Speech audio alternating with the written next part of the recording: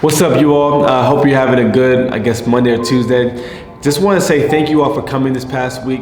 Men, I'm so proud of you. I gave you all a challenge last week to jot down some things about your wife or your fiance that you appreciated, and y'all were like game on, and y'all were so intentional this past week, and y'all did it. And I just want to say thank you. It was moving for everyone in the room. My wife wasn't only grateful for what I said, but I think for everyone it was just good to see men acknowledge their wives. I think that's just amazing for everyone in the room. You know, it's important for two reasons. One, to let your wife know that she's seen, that she's valued, and that you're being intentional in seeing those things that she's doing throughout the week that may go unseen or unappreciated. The second thing it does is it shows the power of community.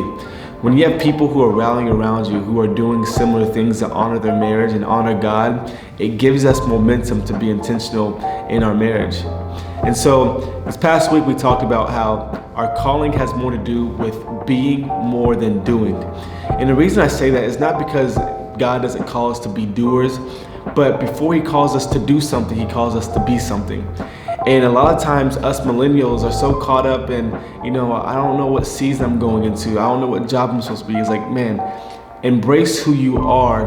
Ask God who you want him. Ask God who he wants you to become before you ask him what he wants you to do. Because when you go into an interview process, the people that are asking you the question is, it's not, what can you do? What can you do? It's who are you? Because if I can find out who you are, I can trust you to do what I'm calling you to do. And God approaches us the same way in a lot of ways. God is like, I don't want your credentials as much as I want your yes. Moses, whenever he was told to go into Egypt and to tell the Pharaoh, let my people go, God says, I want your yes. I don't need your credentials. And Moses is telling God, I don't speak well. I have a stutter. I'm not capable. But God is not looking for us to be capable. He's looking for us to be willing to go on his behalf. And so I just want to encourage you on that. So there's three things that God needs from you that we shared in class in order for you to be in his calling. The first thing he needs from you is your attentiveness. The second thing he needs from you is your willingness to allow his desires for your life to exceed your desires. And then the third one, like I said before, is your yes.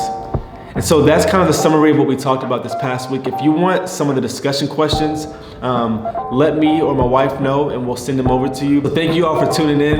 Hey, next Sunday, can't wait to see you, 10:15. If you have friends that want to come, let me know. As you saw this past week, the room is filling up.